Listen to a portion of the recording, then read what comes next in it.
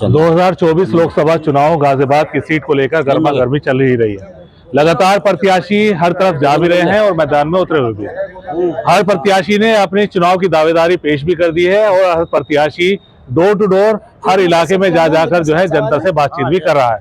इस वक्त जो है नेशन न्यूज 18 की टीम जो है बसपा प्रत्याशी नंदकिशोर पुंडीर जी के पास आई है, क्योंकि इनका मुरादनगर में चुनाव कार्यालय खुला है और इस वक्त नंदकिशोर पुंडीर जी हमारे पास है, क्योंकि ऐसी शख्सियत ये है क्योंकि चुनावी मौके का जो टिकट था वो सबसे बड़ा खेल जो है इस बसपा पार्टी के दौरान में हुआ है।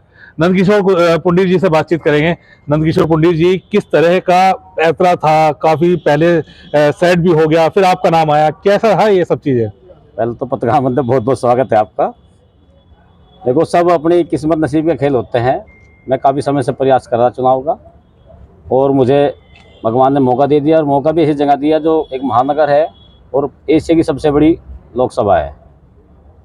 तो अब किसने क्या किया ये तो सब जो है छुपी चीज़ें होती हैं, लेकिन ये मौका मुझे बहुत बढ़िया मिला है और इस मौके के लिए मैं बहन जी का, आदरणीय का बहुत बहुत धन्यवाद करता हूँ। मेरा समाज हमेशा बहन जी का ऋणी रहेगा जो मुझे इतना बड़ा मौका दिया और जीवन में पहला चुनाव लड़ने जा रहा हूँ, वो भी सबसे बड़ी पंचायत संस्था का चुनाव। तो मेरा ये सौभाग्य है, मेरे समाज का सौभाग्य है जो मुझे इतने बड़े दल ने मौका दिया।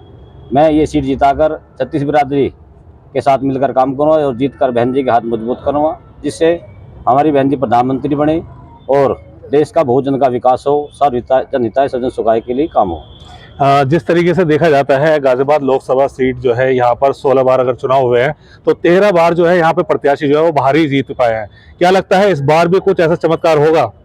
देखो, बाहरी कैसे कह सकते हैं, जब हमारे माननीय प्रधानमंत्री जी गुजरात से आगे बना लड़ सकते हैं तो बाहरी को मतलब ही नहीं बचता। और मैं तो लंबे कार्यकाल से 15-20 साल से गाजियाबाद में रह रहा हूँ, मुझे आप बाहरी नहीं कह सकते। किसी भी कॉलोनी का और किसी भी कॉलोनी के सांसद का, उसका पार्षद का, किसी का भी नाम पूछ सकते हो, आपको पता लगेगा मैं बाहरी हूँ, लोग बाहरी है।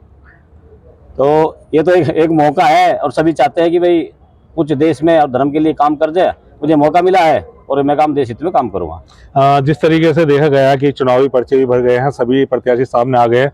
कुछ पर्चों के बारे में पता चल रहा है कि आपकी मिसेज हैं और आपके भतीजे हैं, उनका भी नाम है, ये क्या मामला है? वो तो उन्होंने हमारा समर्थन कर दिया है। ठीक है, समर्थन कर दिया तो हम चुनाव लड़ेंगे, मजबूती से लड़ेंगे। समर्थन कर दिया लेकिन अभी वापसी नहीं हुआ, सिंबल भी आ गए हैं।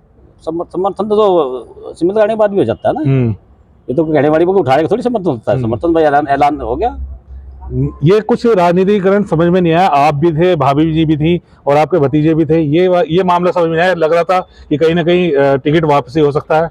नहीं, वापसी नहीं, तो उन्होंने समर्थन कर दिया है और बहुत अच्छा चुनाव लड़ रहे हैं हम। तो ये कोई बड़ा विषय नहीं है। चलिए लोकल मुद्दे पे बातचीत करते हैं। जिस तरह से आपने लोकल मुद्दे की बातचीत की है, मुरादनगर शहर को लेकर विधानसभा काफी बड़ी है। इस विधानसभा को लेकर आपके सामने क्या मुद्दे हैं जिसको लेकर आप आगे चल के देखेंगे?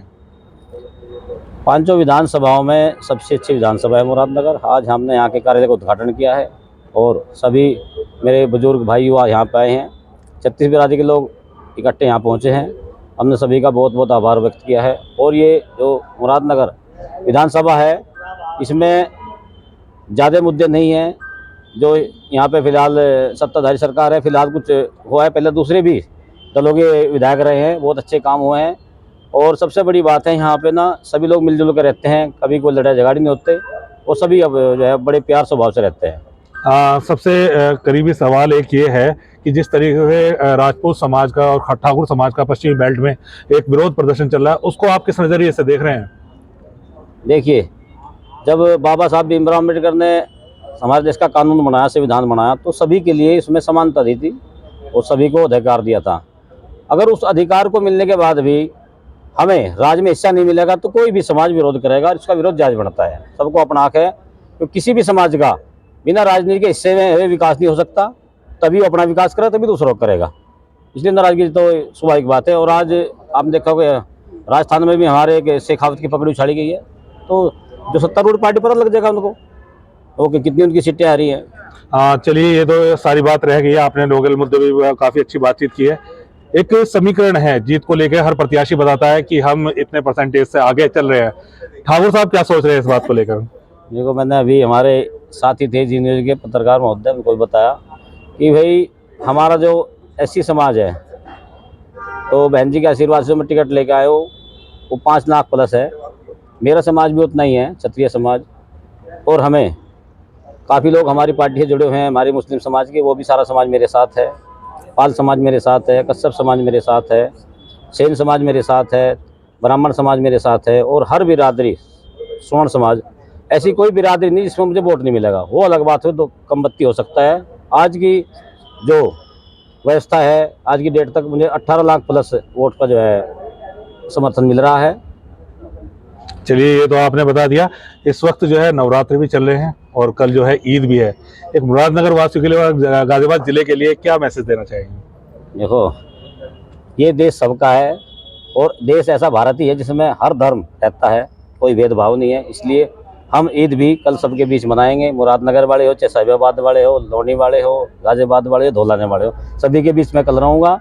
और सभी मेरे भाई हैं, चाहे मुसलमान हो, चाहे अपना क्षत्रिय हो, स्वर्ण हो, हिंदू हो, ईसाई हो, सब हमारे भाई, सभी के साथ मिलजुल कर काम करूँगा। ये थे हमारे साथ नंद किशोर पंडित साहब, जिन्होंने बेबाकी से हर सवाल का जवाब दिया है। और देखने वाली बात क्योंकि अभी होगी, क्योंकि 21 तारीख को जो है बसपा सुप्रीमो मायावती को जो है गाजियाबाद आ रही हैं, उसकी भी तैयारी काफ़ी ज़ोर शोर से चल रही है।